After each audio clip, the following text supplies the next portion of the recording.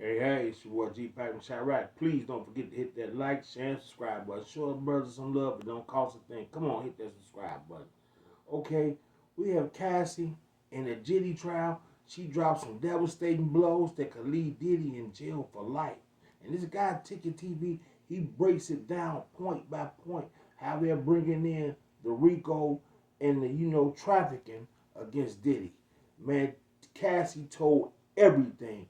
Diddy could end up in jail for life. Do y'all think Diddy should have took the plea deal? If y'all think so, hit that like button. But enough of me talking. Here's this guy, Mr. Ticket TV, breaking it down.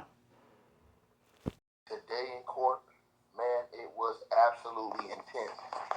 Tonight, around 8 or 9 p.m. Eastern Standard Time, I will have a special guest who is actually a news reporter that is in the courtroom, that has seen every single second of the testimony, has seen everybody in that room, and will come in here tonight with me and will break down everything that has been going on so far in the courtroom. Okay? Uh, my guest will be coming tonight around 5 or 6 p.m. Pacific time, 8 or 9 p.m. Eastern Standard Time. Let me tell y'all something. The feds are laying the whole thing out. Listen. A lot of people have no patience. A lot of people are sprinting, and this is a marathon. This trial will not be over with in 1 week. This is a marathon. This trial is set up to go on for 2.5 to 3 months. This trial is just getting started. What the feds have done is they have laid foundation to show you guys the origin and the origination of this story. If you watch closely today, Cassie came into court. She broke down how she met Diddy. She broke down the age she met Diddy. All of these things are going to have a lasting effect on the jury because they're going to see, okay, she met Diddy at an impressible age, an impressible age, right? Listen to y'all, it's very important. She was doing her thing. Ryan Leslie, she had a hit record overseas. Diddy discovered her through Ryan Leslie, signed her. But see, here's the thing. People are going to say, hey, man, and everybody's missing certain things they said in court today. She, in court today, said that she signed a 10-album deal in 2006. 10-album deal when she was 20 years old. She met Diddy when she was 19. Think about this, y'all. She put out one album, but has hundreds of songs that never got put out. Right. The feds saying all of these things, and people saying, "What is this? This is not trust trafficking." They're laying the foundation of everything they said in the indictment. If you read the indictment, they're charging Diddy under the RICO Act with coercion, control, force, and all of these other things. Now, listen very closely to what I'm saying to y'all. Listen very closely to what I'm saying to everybody that's listening to this video. Today, she showed a few things, and so has the government. Today, the government showed that Diddy had control over her career because she had a 10-album deal with him at 19 years old and only put out one album after that. Y'all hear that? She had a 10-album deal. There's no way she could have got out of that contract, and Diddy allegedly held it over her head and strung her along, gave her gifts and everything, made her think they was together. Oh yeah, I'm gonna put your album out allegedly. I'm gonna do this allegedly, but none of those things never came true. 9 other albums she's on the hook with this guy with and can't get away from him unless she fulfilled those 9 albums, which she couldn't because he had her doing freak offs the entire time. Cassie exposed today in court that yes, initially I was down with the freak offs because I liked Diddy. I wanted to make him happy. Exactly. But she says it turned into a situation where she didn't want to do it. She asked not to do it.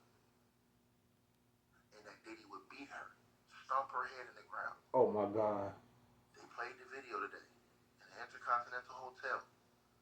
They're laying groundwork to show you how Diddy, in multiple ways, he controlled this woman. They also are going to show you the violence, and they started showing you that today. But something else they did, two things that Cassie did today. Listen. They did. That's going to direct this thing and open up different situations. I'm telling y'all this. Cassie opened up the door on Kim Porter because she mentioned Kim Porter. And mentioning Kim Porter, what does that do? That automatically brings who in the door? I'll be sure at some point in time. I'll be sure. The fact that she mentioned Kim Porter today, multiple times in the courtroom, that opens up. I'll be sure to come in. And maybe they ask I'll be sure about the situation with Kim Porter and his situation with Diddy.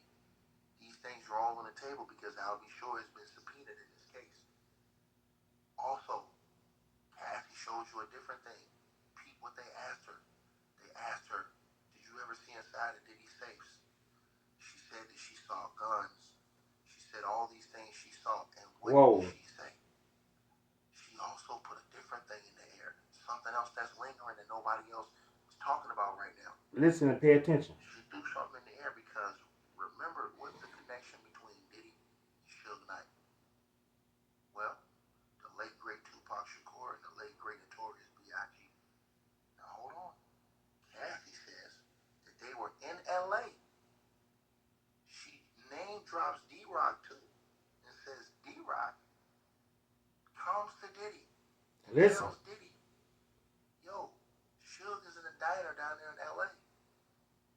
She says Diddy goes and gets the guns and goes looking for Suge Knight. What does that do? That opens up a whole nother can of worms potentially. You heard what Cassie said? D-Rock came in and said Suge down here at this lounge and told Diddy. They grabbed him, you know what, out the safe and went down there allegedly to look for Suge. Shout out to Gene Deal. And Gene Deal said D-Rock allegedly lowered Biggie to that party in L.A. Rest in peace, Notorious Big. Rest in peace, Miss Vanilla Wallace. You know, shout out to the whole Wallace family. See, it's all stuff. What's done in the dark, coming to light. Everything is coming back to bite Diddy. You know where. Then what else do we know the cops have and the feds? The feds have. We know they got the guns with the fake serial numbers. Cassie also talked about the drug usage. We know they got that. Whoa. And we know they have other videos, photos, files, text messages, private messages. Right? The fact that Cassie brought up that situation with Suge Knight, she didn't have to. Think about it. Something's going on that we don't know about. Smash the like button as y'all come on in and subscribe if you're not subscribed. Something's going on that it feels like it's a big surprise. It's a boom that's coming because why would she bring up Suge Knight? What would Suge Knight have anything to do with this sex trafficking trial? Suge Knight is in prison. Unless Cassie and the government want to open up other layers as well. Oh my God. Also showing, right, the propensity for violence. And see, I'm gonna tell y'all something. When you guys see how this whole thing plays out, right? See, Cassie's victim number one.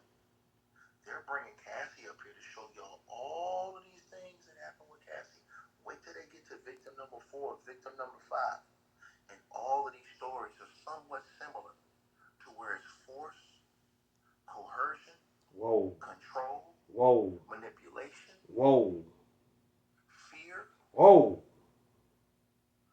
The last thing that happened the day before they left the court, the last thing they left the jurors' minds was Cassie and them playing that tape. And Cassie said in that tape, and remember, everybody was running around here on YouTube and they got that story wrong about Cassie.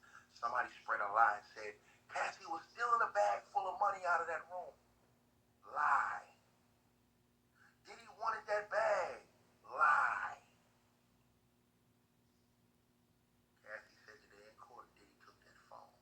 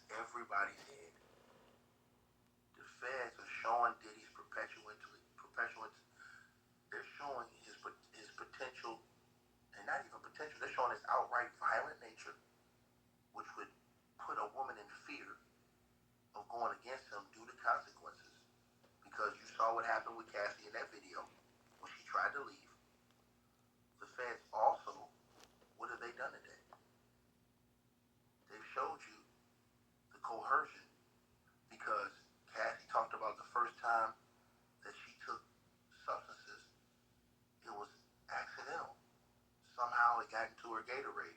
Oh, spiking them bottles. What else did they do today? And the first day, they showed y'all coercion. They had a sex worker testify that Diddy was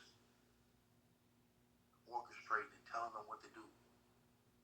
Cassie did the same thing. What else did they do today? They showed y'all that Diddy broke the law as far as they've already proven